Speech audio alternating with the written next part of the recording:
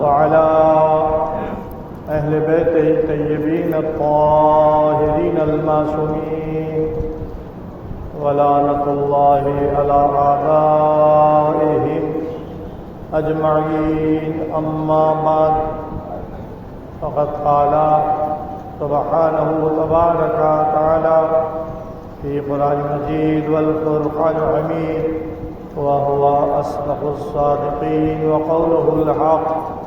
بسم الله الرحمن الرحيم. إن الدين عند الله الإسلام. صلوا على محمد. عزیزوں، قرآن مجید کے سورہ آل عمران کی یہ آیت کریمہ جس کی تلاوت کا شرف حاصل کرتے ہوئے اس مجلس شام غریبہ درگاہ حضرت عباس علیہ السلام میں 1445 کی یہ عشر محرم کی مجلس ہے شام غریبہ کی، جسے میں آپ کے سامنے بیان کر رہا ہوں. اس کا عنوان ہے اللہ کا پسندیدہ دین، اور یہ عنوان خود آیت بتا رہی ہے.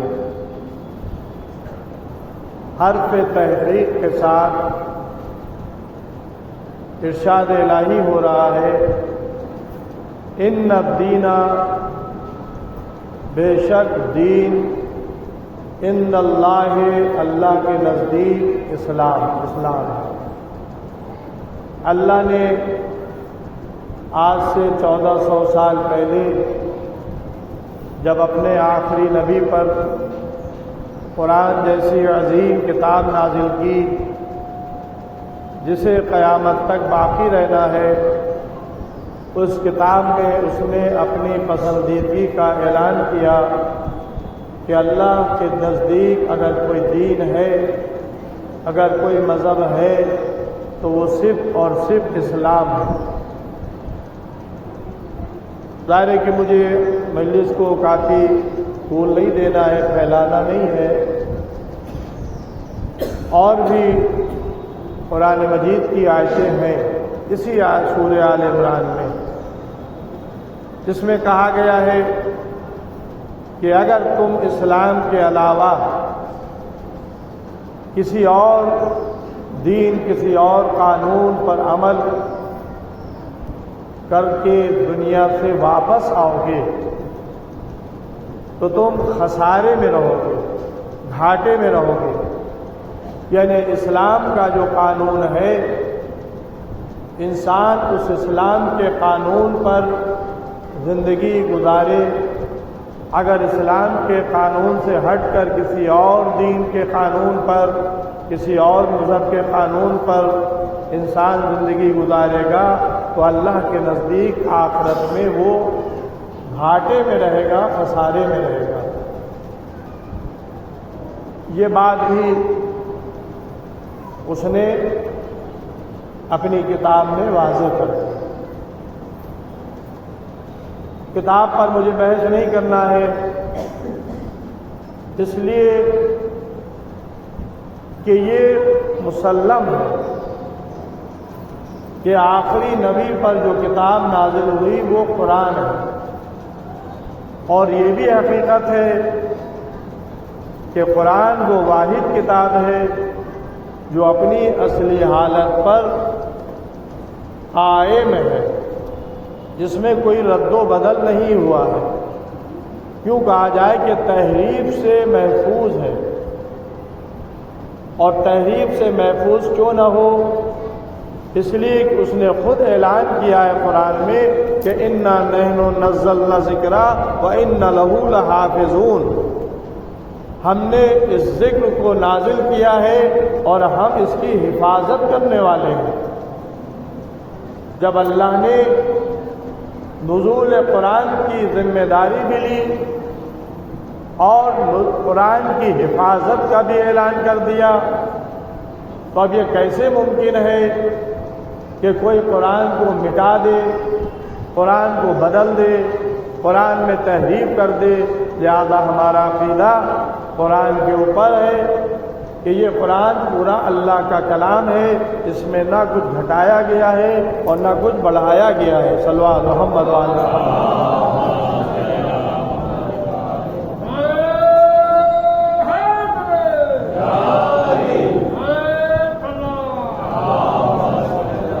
تو اس قرآن میں جو ہمارے ہاتھوں میں ہے اعلان کیا جا رہا ان الدین عند اللہ الاسلام، اللہ کے نزدیک جو دین ہے وہ صرف اور صرف اسلام ہے۔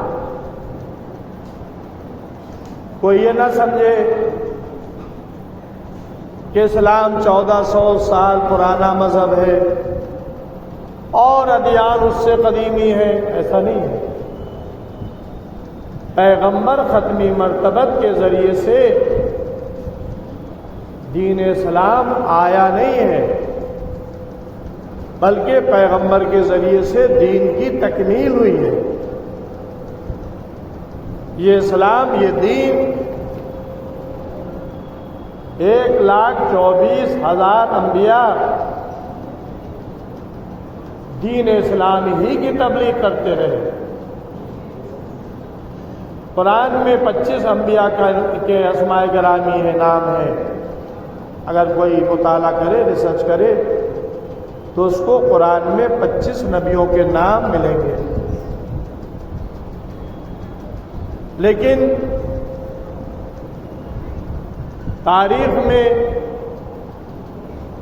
حدیثوں کے ذریعے تقریباً 200-250 نام آپ جمع کر سکتے ہیں، لیکن جناب ابو ذر غفاری کی روایت جو پیغمبر اسلام سے ہے، اس روایت میں پیغمبر نے ارشاد فرمایا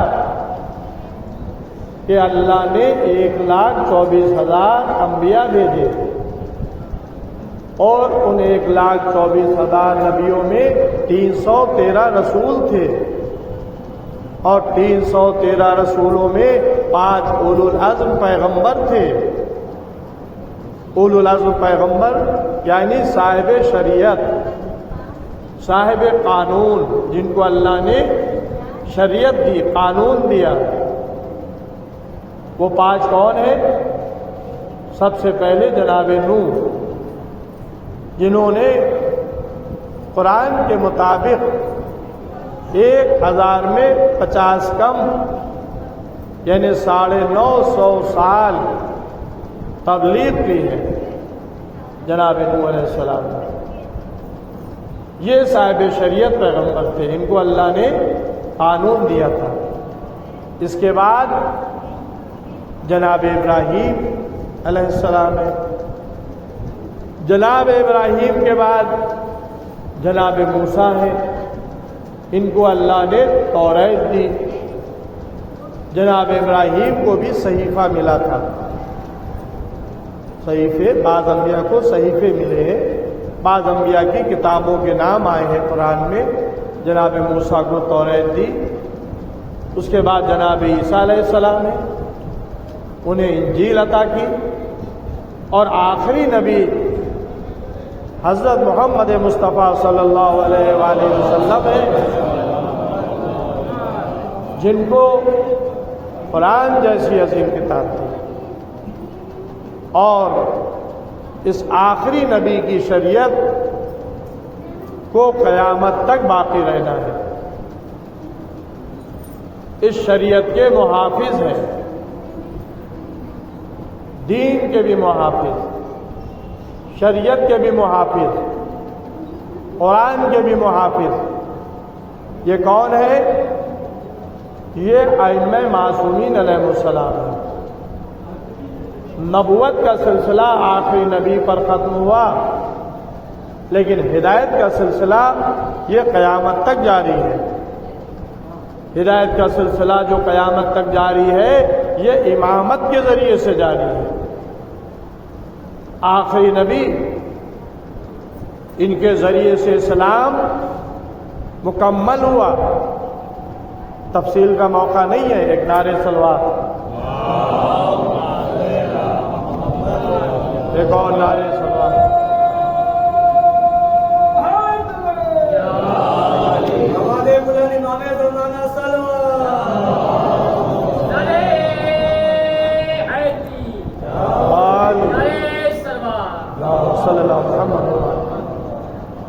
آخری نبی کے ذریعے سے اسلام مکمل ہوا۔ ہر نبی اسلام کی تبلیغ کر رہا تھا کیونکہ وہ نبی اللہ کے بنائے ہوئے تھے۔ یہ جو 1,24,000 انبیاء آئے، جس میں 313 رسول تھے، 519 پیغمبر تھے، یہ کسی اور نے نہیں بنائے، اللہ نے بنائے۔ تو جب اللہ نے بنائے تو یہ سب اللہ کے دین کی تبلیغ کر رہے تھے، اور اللہ کا دین کیا ہے؟ اسلام۔ جناب ابراہیم علیہ السلام کی زبان سے سب سے زیادہ اسلام کا نام آیا ہے، اور اسلام کے ماننے والے کو جناب ابراہیم نے مسلمان کہا ہے۔ تفصیل کا موقع نہیں ہے، لہذا پیغمبر ختمی مرتبت کے ذریعے سے اسلام مکمل ہوا۔ یہ اسلام کب مکمل ہوا؟ جب غدیر کے میدان میں باحکم خدا ولایت علی ابن ابی طالب علیہ السلام کا اعلان کیا گیا۔ 1.25 لاکھ کے مجمع میں دونوں ہاتھوں پر بلند کر کے رسول نے خطبہ غدیر پہلے پڑھا، تفصیلی خطبہ ہے، اور خطبہ غدیر کے بعد آپ نے ایک اقرار لیا کہ میں تمہارے نفسوں پر تم سے اولا ہوں۔ قالوا بلا، سب صحابہ نے کہا بے شک آپ ہمارے نفسوں پر ہم سے اولا ہیں۔ جب اقرار لے لیا تب آپ نے دونوں ہاتھوں پر مولا کائنات کو بلند کیا اور فرمایا کہ من کنت مولا ہو فہذا علی مولا، جس کا میں مولا ہوں اس کے یہ علی مولا ہے۔ ارے حیدری یا علی، ارے حیدری یا علی، وان بلند علیہ السلام۔ علی مولا بمانی دوست کے نہیں ہیں، علی مولا بمانی حاکم کے ہیں۔ رسول مسلمانوں کے دوست نہیں تھے، رسول مسلمانوں پر حاکم کی حیثیت رکھتے تھے، ان کا حکم واجب تھا، ان کی اطاعت واجب تھی، اور ان کی اطاعت ایسے ہی تھی جیسے اللہ کی اطاعت۔ تو اب اللہ کی اطاعت کے بعد رسول کی اطاعت، اور رسول کی اطاعت کے بعد صاحبان امر کی اطاعت۔ صاحبان امر یہ 12 امام ہیں، ان کی اطاعت بھی رسول اور اللہ کی اطاعت کی طرح واجب ہے۔ بس عزیزوں، دین مکمل ہوا ولایت علی سے، اور رسول کے بعد حفاظت دین امامت کے ذمے کی گئی۔ یہ ائمہ اپنے اپنے دور میں اسلام کی حفاظت کریں گے، دشمنوں سے اس کی حفاظت کریں گے، اس کو بچائیں گے، قرآن کی حفاظت کریں گے، شریعت کی حفاظت کریں گے، اسلام کی حفاظت کریں گے۔ اور حقیقت بھی یہی ہے، ان ائمہ نے اسلام کی حفاظت کی۔ اللہ نے امامت کی صفت کیا بتائی ہے؟ وَجَعَلْنَا مِنْهُمْ أَئِمَّةً يَهْدُونَ بِأَمْرِنَا لَمَّا صَبَرُوا، اور ہم نے تمہارے درمیان امام مقرر کیے ہیں، یہدون بِأَمْرِنَا، جو ہمارے حکم سے فریضہ ہدایت انجام دے رہے ہیں اور انجام دیتے رہیں گے، لما صبروا، جن کا خاصہ صبر ہے۔ یہ ہے شان امامت۔ اگر یہ شان امامت نہ ہوتی کہ لما صبروا، امامت کی شان یہ ہے کہ وہ صبر کریں گے، تو کس کی مجال تھی کہ جو مولا کائنات کے گلے میں رسن باندھتا؟ مولا کائنات کے گلے میں رسن گھر سے مسجد تک کے لے کے کھچا کھچا جانا اور علی کا خاموش رہنا، وہی علی ہے جن کی تلوار بدر و احد و خندق میں چلی، جنہوں نے خیبر کو فتح کیا، جن کے ذریعے سے غزوات فتح ہوئے، لیکن اب علی خاموش ہے، صبر کر رہے ہیں۔ دروازہ سیدہ چلا، صبر کیا۔ شہزادی کی پشت پر تازیانہ پڑا، صبر کیا۔ محسن کی شہادت ہوئی، صبر کیا۔ گلے میں رسن بندھی، صبر کیا، اس لیے کہ امامت کی شان ہی یہ ہے کہ لما صبرو، امام صبر کرے گا، اور یہی شان ہر امام کی ہے۔ بس عزیزو، چونکہ امام محافظ اسلام ہے، اس لیے یہ صبر کرتا ہے اور حکم خدا کا پابند ہوتا ہے، مرضی معبود کا پابند ہوتا ہے۔ جو مرضی معبود ہے اس کی پابندی کرے گا۔ وما تشاؤون الا ان یشاء اللہ، سورہ دہر میں ارشاد ہو رہا ہے یہ چاہتے ہی نہیں ہے سوائے اس کے جو اللہ چاہتا ہے۔ بس عزیزوں، اسلام پر وقت پڑا تھا سن 60 ہجری میں، اس لیے حسین قیام کرتے ہیں تخت خلافت پر۔ یزید جیسا فاسق اور فاجر انسان بیٹھ گیا تھا اور اپنے کو خلیفۃ المسلمین کہلا رہا تھا۔ حسین سے بیعت کا مطالبہ کیا جا رہا تھا۔ امام حسین علیہ السلام نے انکار بیعت کی، مدینہ چھوڑنا پڑا، نانا کی قبر سے رخصت ہوئے، ماں کی لحد کو سلام کیا، بھائی کی لحد کو الوداع کیا، اپنے ساتھ چھوٹا سا قافلہ لے کر چلے، جس میں مرد بھی ہیں، اس میں جوان بھی ہیں، اس میں بوڑھے بھی ہیں، اس میں بچے بھی ہیں، ان کے ساتھ خواتین بھی ہیں۔ اگر حسین صرف جنگ کے لیے نکلے ہوتے تو جوانوں کو لاتے، بچوں کو نہ لاتے۔ اگر حسین جنگ کرنے نکلے ہوتے تو حسین مردوں کو لاتے، خواتین کو نہیں لاتے۔ لیکن حسین اسلام کو بچانے کے لیے نکلے تھے، شریعت کو بچانے کے لیے نکلے تھے۔ حسین جانتے تھے کہ اسلام کو بچانے کے لیے ہمیں اپنے ساتھ کسے لے کر جانا ہے، یہاں تک کہ 10 دن کے اس بچے کو بھی اپنے ساتھ لیا جو ابھی پیدا ہوا تھا، شیر خوار، جس کا نام علی اصغر تھا۔ حسین کا قافلہ 28 رجب سن 60 ہجری کو مدینے سے نکلا۔ شعبان کی ابتدا میں مکے پہنچا۔ شعبان، رمضان، شوال، ذیقعد، یہ 4 مہینے حسین مکے میں رہے۔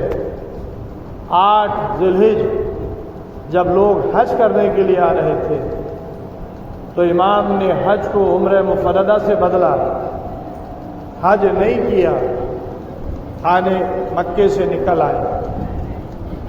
کیوں نہیں حج کیا؟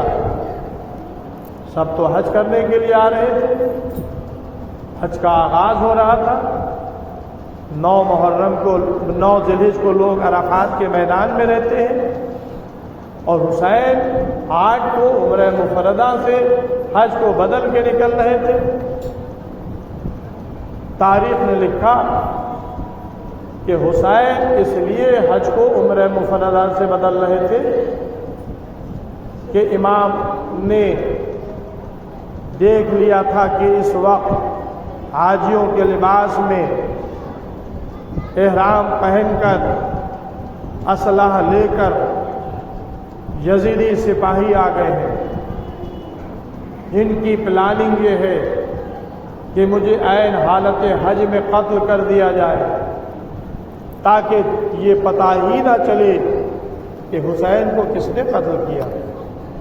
امام مکے کی حرمت کو بچانا چاہتے تھے۔ اللہ نے قرآن میں ارشاد فرمایا ہے یہ امن کی جگہ ہے، تو امن کی جگہ رہے۔ اگر حسین قتل ہو جاتے تو پھر مکہ حرم یہ امن کی جگہ نہ رہتا۔ حسین نے حج کو عمرہ مفردہ سے بدلا، عراق کا رخ کیا، کیونکہ مکے کے قیام کے دوران 1200 خطوط، ایک نعرہ صلوات،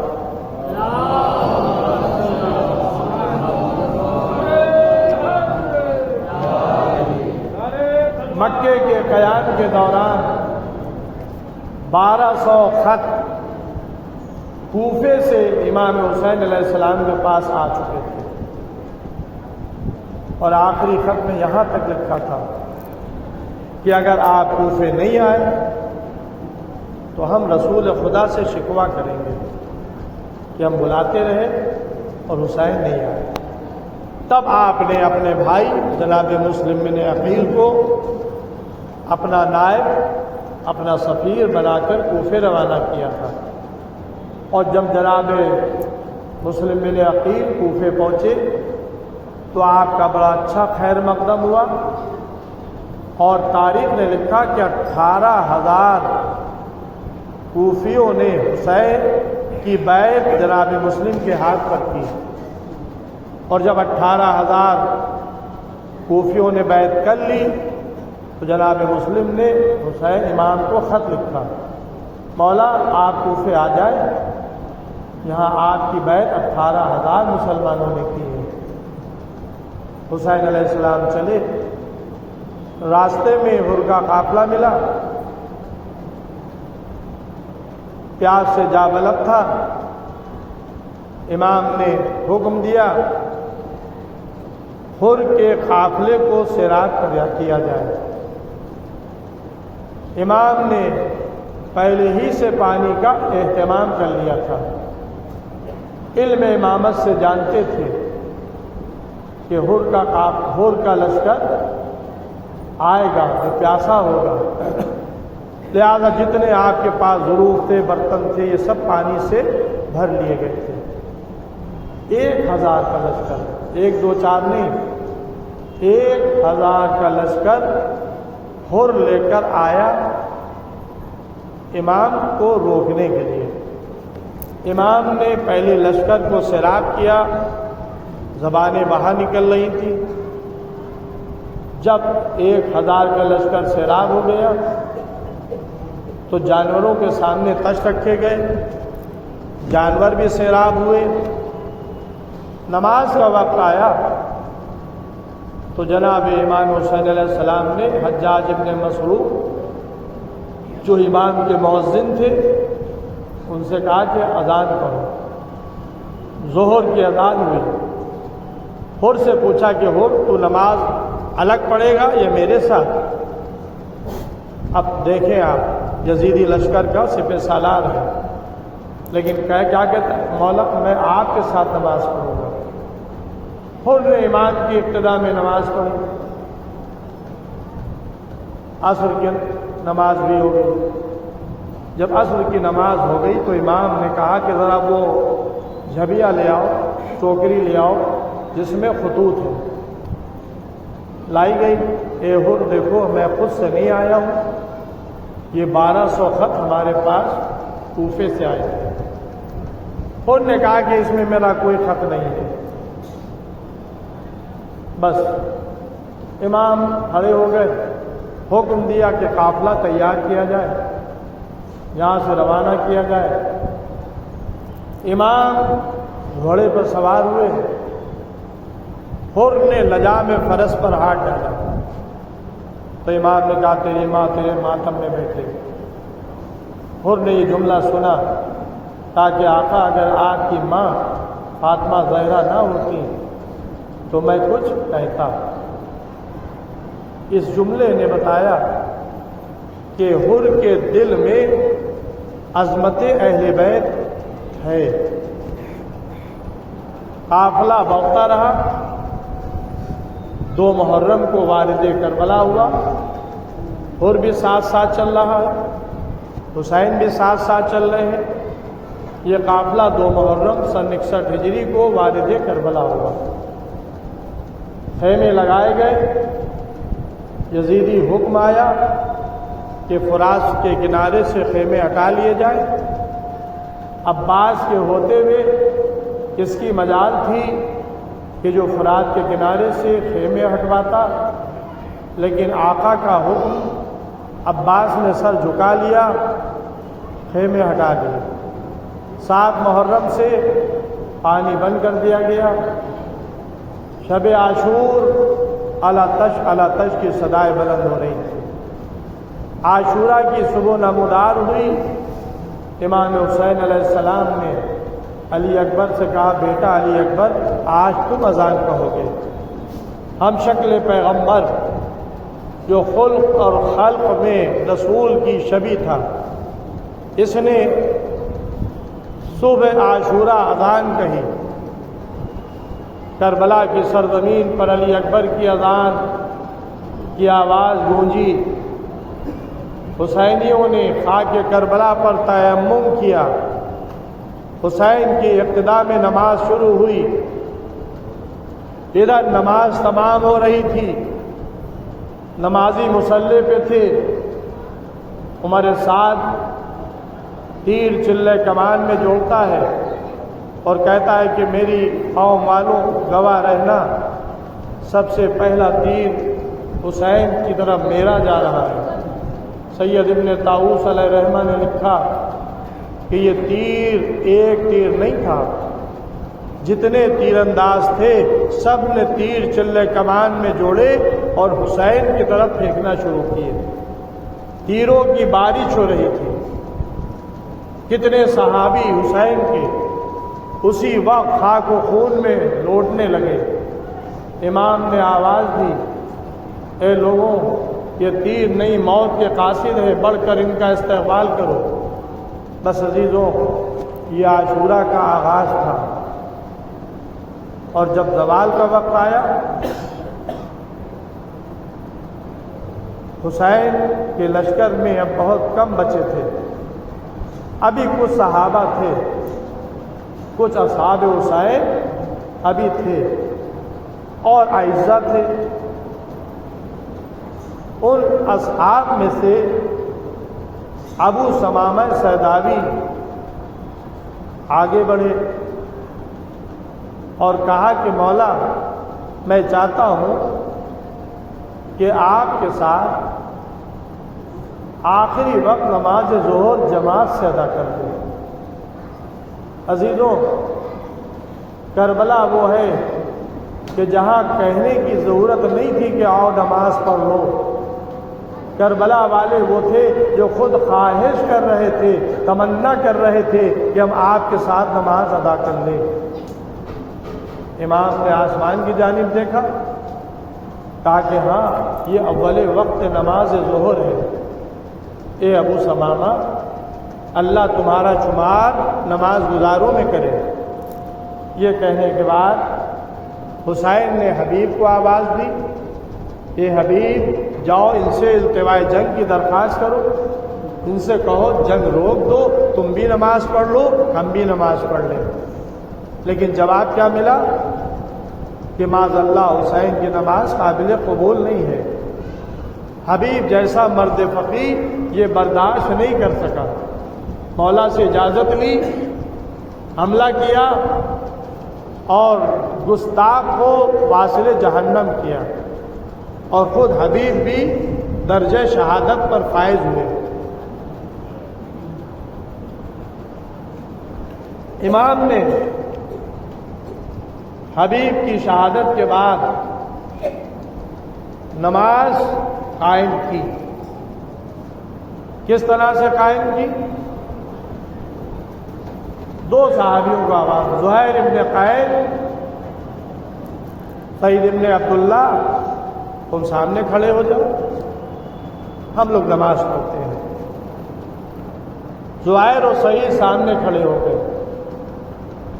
امام کے ساتھی صفے باندھ کر امام کے پیچھے نماز ظہر کے لیے کھڑے ہو گئے۔ امام نے نماز ظہر پڑھی، آتے ہوئے تیروں کو کبھی سعید نے ہاتھ سے روکا، کبھی اپنا سینہ بڑھایا۔ تاریخ نے لکھا کہ جب تک امام نماز پڑھتے رہے کوئی زخم کوئی تیر امام کے نہیں لگا۔ امام نے سلام پھیرا، سعید زمین پر گرے، امام سرہانے پہنچے، سعید نے آنکھیں کھولی، امام کو دیکھا، کہا کہ مولا کیا میں نے اپنا حق ادا کر دیا؟ سعید خدا حافظ، تم نے اپنا حق ادا کر دیا، جاؤ جانا میرے نانا کی خدمت میں میرا سلام کہہ دینا، کہنا نانا اب آپ کے نواسے پر وہ وقت آ گیا ہے کہ امت والے نماز کی بھی مہلت نہیں دیتے۔ بس عزیزوں، مجلس تمام کر رہا ہوں، تفصیلات کو چھوڑ دیا، یہ میں مجلس تبرکاً آپ کی خدمت میں مولا کی بارگاہ میں پڑھ رہا ہوں، مولا اسے قبول فرمائے۔ جو حق ہے مجلس کا وہ نہیں ادا کر سکتا۔ بس عزیزوں، اب حسین کے اصحاب و انصار بھی شہید ہو چکے تھے اور حسین کے اعزہ بھی شہید ہو چکے تھے، یہاں تک کہ 6 مہینے کا علی اصغر بھی تیر حرملہ کا نشانہ بن چکا تھا۔ حسین علی اصغر کی ننھی سی قبر بنا چکے تھے، آئے در خیمہ پر آواز دی، بہن زینب، ام کلثوم، رقیہ، رباب، سکینہ، میری ماں کی کنیز فضہ، تم سب پر حسین کا آخری سلام ہو۔ حسین نے سلام کیا، بیویوں نے کہا نہیں، ہم ایسے رخصت نہیں کریں گے، ایک مرتبہ خیمے میں آ جائیے۔ حسین خیمے میں گئے، رخصت ہونا چاہتے ہیں، بیویوں نے حلقہ بنا لیا۔ تاریخ نے لکھا کہ جب حسین نکلنا چاہتے تھے تو کبھی خیمے کا پردہ اٹھتا تھا، کبھی گر جاتا تھا۔ حسین خیمے سے نکلے، گھوڑے پر سوار ہوئے، جناب سکینہ کو رخصت کیا، تفصیل کو میں نے چھوڑ دیا۔ جناب سکینہ کو رخصت کیا، میدان میں آئے، بے مثال جنگ لڑی، لوگوں کو علی کی جنگ یاد آ گئی، حملہ کرتے تھے اور کہتے جاتے تھے کہ تم نے میرے بھائی عباس کو مارا، تم نے میرے جوان علی اکبر کو مارا، تم نے میرے بھتیجے قاسم کو مارا، تم نے میرے بھانجے عون و محمد کو قتل کیا۔ بس عزیزوں، حسین جنگ کرتے جاتے تھے اور آواز دیتے تھے، عباس آؤ آ کر اپنے بھائی کی جنگ دیکھو، بیٹا علی اکبر آؤ آ کر اپنے بابا کی جنگ دیکھو۔ ایک آواز آئی، حسین بس جنگ کے جوہر دکھا چکے، اب صبر کا مظاہرہ کرو۔ آواز سے غیبی کا آنا تھا، حسین نے تلوار کو نیام میں رکھ لیا، بھاگی ہوئی فوجیں پلٹی، چاروں طرف سے حملہ ہوا۔ عزیزوں، بس ایک روایت لحوف کی یہ ملتی ہے کہ امام گھوڑے پہ تھے، ایک شخص نے پتھر مارا جو امام کی پیشانی پر آ کر لگا، آپ کی پیشانی زخمی ہو گئی۔ حسین نے ابا کا دامن اٹھایا، چاہتے تھے کہ پیشانی سے خون کو صاف کرے۔ حرملہ ملعون نے ایک تیر ایسا مارا کہ حسین کے سینے میں در آیا۔ حرملہ کے 3 تیر کام کربلا میں آئے ہیں، آپ کو معلوم ہے، ایک تیر مشق سکینہ پہ لگا تھا، دوسرا تیر علی اصغر کی گردن پر لگا تھا اور تیسرا تیر حسین کے سینے پہ لگا۔ یہ تیر جب حسین کے سینے میں لگا تو حسین چاہتے تھے کہ تیر کو نکالیں، لیکن تیر اتنا گہرا لگا تھا کہ سامنے سے نہ نکلا، پشت کو چیر کے تیر پیچھے کی طرف چلا گیا تھا۔ حسین نے زین پر زور دیا اور تیر کو پشت سینہ سے نکالا۔ تاریخ میں لکھا کہ جب تیر نکلا تو سینے سے خون کا فوارہ جاری ہو گیا۔ حسین سے گھوڑے پر سنبھلا نہ گیا، زین فرس سے زمین کی طرف چلے۔ میں نہیں کہہ رہا ہوں، امام عصر فرماتے ہیں کہ حسین نہ زین پہ تھے نہ زمین پہ تھے۔ امام جب گھوڑے سے زمین کی طرف چلے تو امام فرماتے ہیں، امام زمانہ، کہ حسین نہ زین پہ تھے نہ زمین پہ تھے، تو پھر کہاں تھے؟ جسم میں اتنے تیر پیوست ہو چکے تھے کہ آپ کا جسم اقدس تیروں پر بلند تھا۔ آہستہ آہستہ تیر جسم میں پیوست ہوئے۔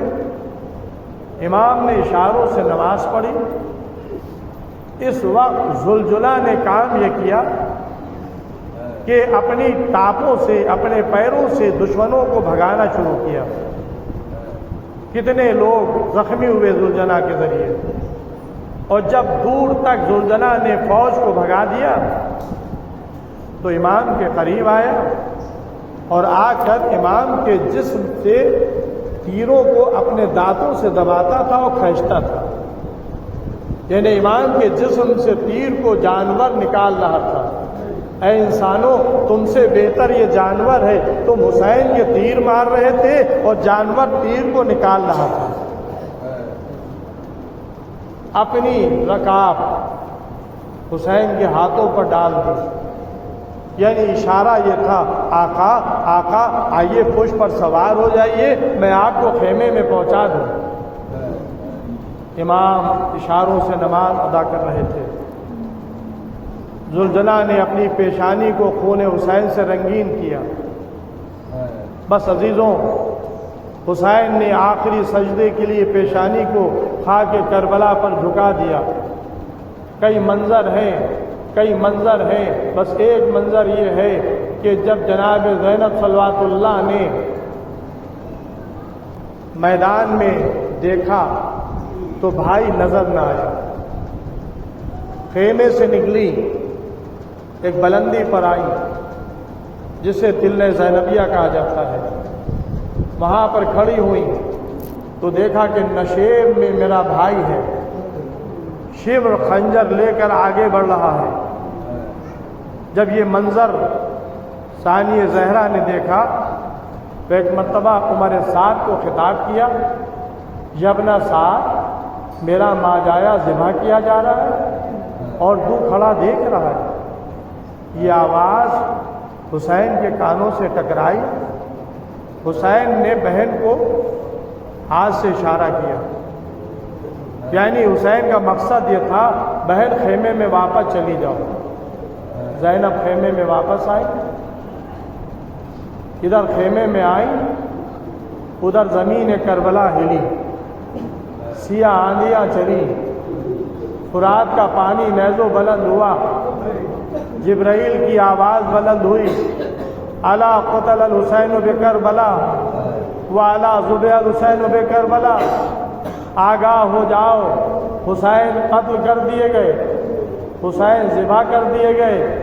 بس عزیزوں، عمر سعد کہتا ہے ابھی گھوڑوں سے نہ اترنا، ابھی خیام حسینی کو لوٹنا ہے۔ فوج چلی، خیموں میں آگ لگا دی، مال و اسباب لوٹ لیا، سیدانیوں کے سروں سے چادریں چھین لی، بیویاں ایک خیمے سے دوسرے خیمے میں، دوسرے خیمے سے تیسرے خیمے میں، سکینہ کے کانوں سے گوشوارے چھین لیے گئے، اس طرح سے چھینے کہ کانوں کی لوئیں پھٹ گئی، خون جاری ہو گیا، منہ پر تماچے مارے گئے۔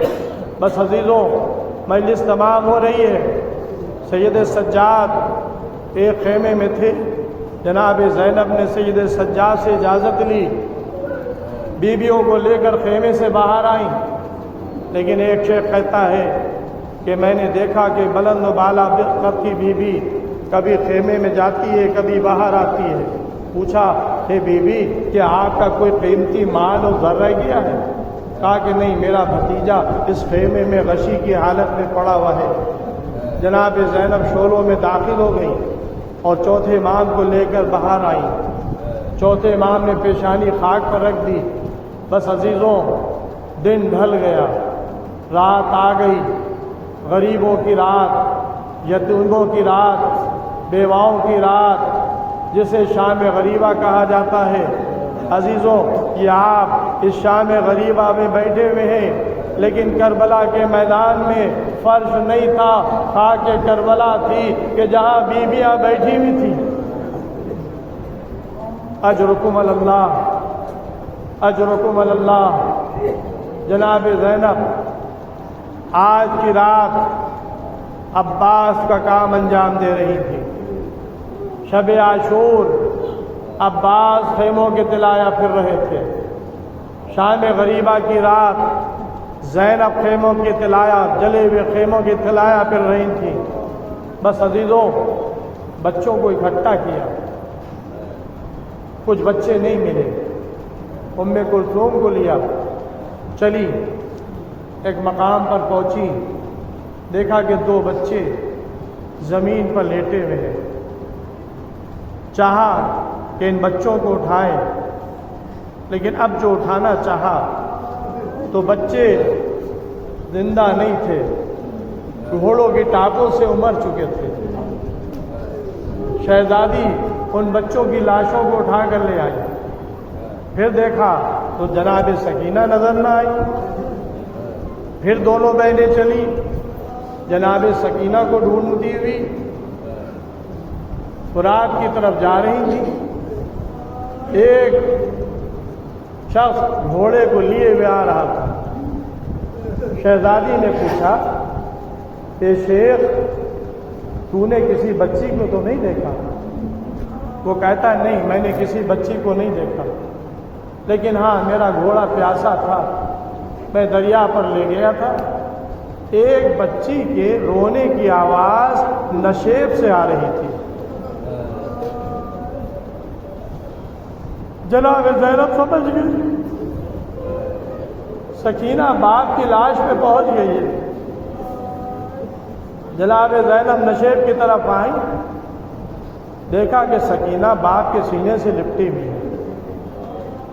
سکینہ کو آہستہ سے اٹھایا، اے بیٹی، تم کس کی لاش سے لپٹی ہوئی؟ پھوپھی اماں، یہ میرے بابا کا لاشا ہے۔ کیسے پہچانا؟ نہ جسم پر سر ہے، نہ جسم پر لباس ہے۔ کہا کہ پھوپھی اماں، جب میں رات ہوئی اور اپنے بابا کو ڈھونڈتی ہوئی نکلی تو میں نے آواز دی، بابا کہاں ہو؟ اس لاش سے آواز آئی، سکینہ ادھر چلی آؤ۔ میں سمجھ گئی یہ میرے بابا کی لاش ہے۔ زینب سکینہ کو لے کر آئی، جڑی ہوئی قناعت میں لا کر لٹایا۔ بس عزیزو، مجلس تمام ہو رہی ہے، آخری جملے۔ جناب زینب کے ہاتھ میں ٹوٹا ہوا نیزہ تھا، طلایا پھر رہی تھی کہ ایک گھوڑے سوار کو آتے ہوئے دیکھا۔